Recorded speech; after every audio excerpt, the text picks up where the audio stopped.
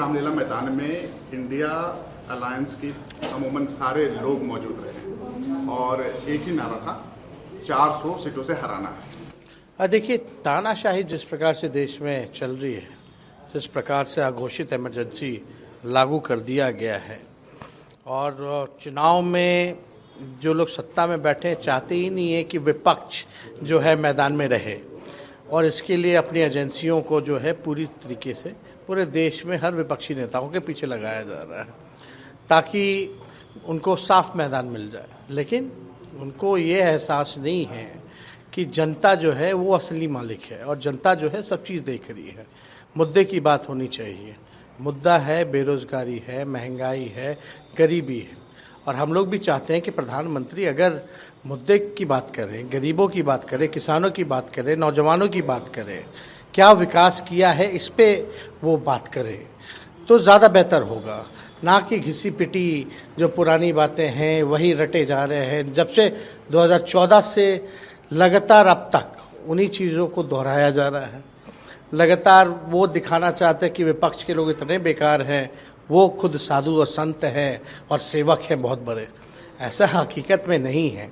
आप देखिएगा, कुछ दिन पहले जिनको 2 दिन पहले नरेंद्र मोदी जी गाली देते थे, भ्रष्टाचारी है, 70,000 करोड़ का घोटाला किया, उसको डिप्टी सीएम बना दिया जाता है।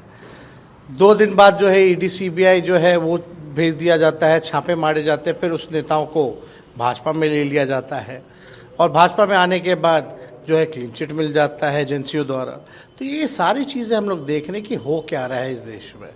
तो सबसे बड़ा मुद्दा जो है बेरोज़गारी का है, और आज रामलीला मैदान में भी हमने आंकड़े जो है वो पेश किए थे कि बेरोज़गार सबसे ज़्यादा युवा है।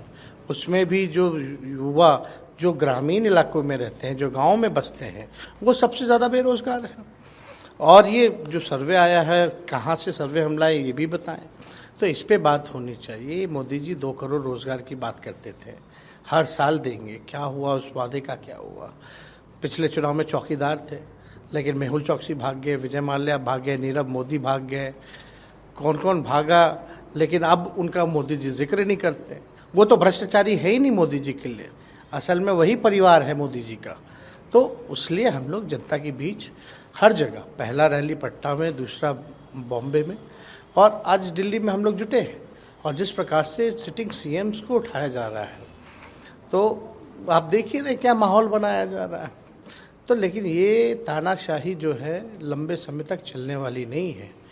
इसलिए मोदी जी जो मुद्दे हैं उस पर बात करें। मेरठ में है आज उन्होंने मेरठ में 2-3 चीज़ों का नारा दिया है, जो कि हालांकि इससे पहले हो चुका है। ट्रिपल तलाक, 1 नेशन 1 पेंशन, और साथ में उन्होंने ये भी जोड़ा है कि आर्टिकल 370 हम लोगों ने हटाया है। ये उपलब्धियां वो गिना रहे हैं अपनी सरकार। नहीं, इसमें क्या भला हुआ है?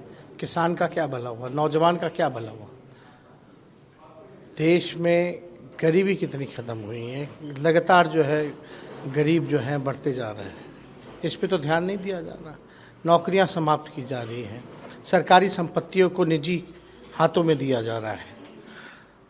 आज चीन का बॉर्डर देख लीजिए, वो सुरक्षित नहीं है, चीन की सेना घुसे जा रही है, लेकिन मोदी इस पे कुछ बात नहीं करते।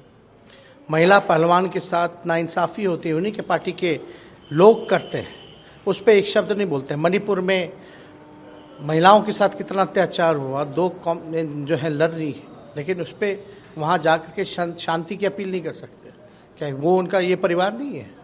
तो ये सिर्फ और सिर्फ स्क्रिप्टेड बात करते हैं, जो इनको प्रचार तंत्र जो इनका बीजेपी का देता है वही पढ़ते हैं, वही बोलते हैं। बिहार में सब कुछ ठीक है, क्योंकि बताया जाता है कि इंडिया अलायंस एक पटरी पर नहीं चल रही है। बिहार में सीट बंटवारों को लेकर कुछ वो तो गोदी मीडिया का काम है, जो मोदी जी बोलेंगे वो बोलेंगे।